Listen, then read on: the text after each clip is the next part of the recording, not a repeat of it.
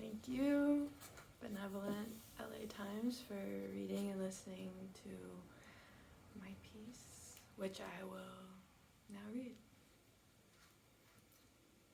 Wait, how old are you? Jay asked. We were drinking lattes outside Figaro as part of my new initiative of getting to know people in daylight before going to dinner with them. I wore a blue cardigan I had worn on my last 2 dates as a control variable. And it worked, or something had, because I'd received the exact same result each time. A text suggesting we go out again, followed 3 to 5 days later by the revelation that they actually weren't ready to date. Jay and I met at Fred 62, where he sat with some mutuals. I'd planned to sit there and read and practice eating in front of people I didn't know. But I was beckoned to sit at the last available seat at the group's table, the one in front of Jay, and so I did.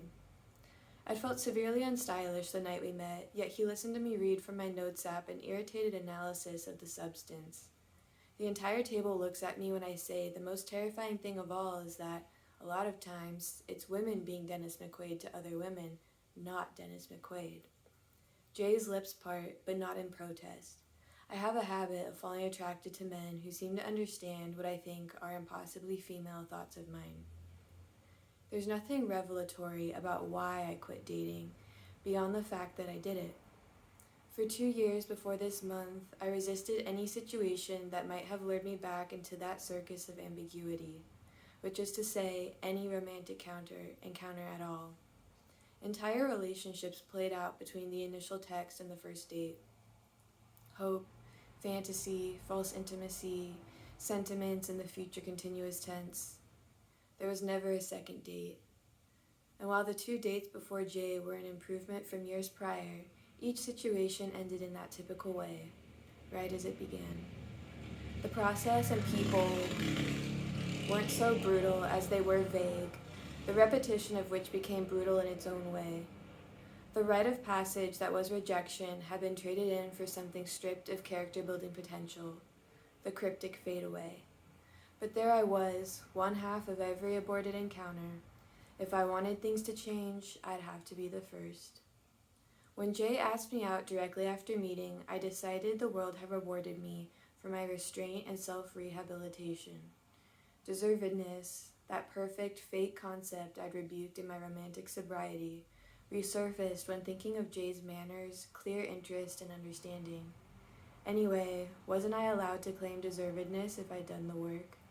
What good is spiritual evolution without anyone to inflict it upon? I don't remember what I said before Jay asked my age, but I'm sure it was perfect.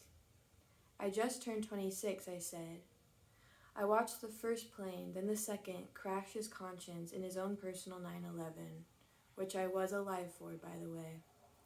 It took a while to recognize his look of shock and disgust as something by him, for him, not me. Is it so crazy to be 26, I asked. How old are you? I thought of the number 72 so that nothing he said could hurt me. I'm 44, he exhaled, eyes closed. Wow, divisible by 11, I said. Good for you. Jay texted the next day, saying that upon reflection, the age gap was too big of an obstacle, romantically. Friends would be nice, however. His reasonable response only contributed to my belief that he was mature and I was insane. It was another first date failure to launch, regardless of his merciful communication, and the thought that things had picked up where I left them off was unthinkable. A ClassPass notification prompted me to book my next Pilates class, intuiting my need for a different sort of pain. 3 months later, Jay and I are seated outside Figaro again. After encountering him at the diner 3 times since our date, it appears Friends has been divinely ordained. His compulsion to strike up conversation with me each time as though nothing happened is peculiar to me, and I chalk it up to a generational difference. Officially, we're meeting to discuss a book we've both read, and I'm embarrassed to realize I'm the only one who brought it. I wear the blue cardigan again, for science. I think we should try this again, he says after paying the check, and see if the age difference is actually an issue. Dropped like a star from the sky, my second date. I laugh and pretend it's about him. How old did you think I was? I mean, 27, 28, 29, he said. I was just startled when the number was lower than I thought, you know? Despite learning that the 6 mattered more than the 2, and the ardent, all-caps disapproval from my friends, I accepted Jay's invitation a week later. 2 days before the second first date, and upon further reflection, he texted to say that the gap was still just too wide.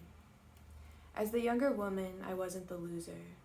If I was too young to date, then I was too young to be blamed for believing in starting over with someone who decided his risk of local cancellation expired mere months before my birthday. Too young to blame for thinking my best chance at a new result was with a man who was 18 when I was 0. My pride said otherwise.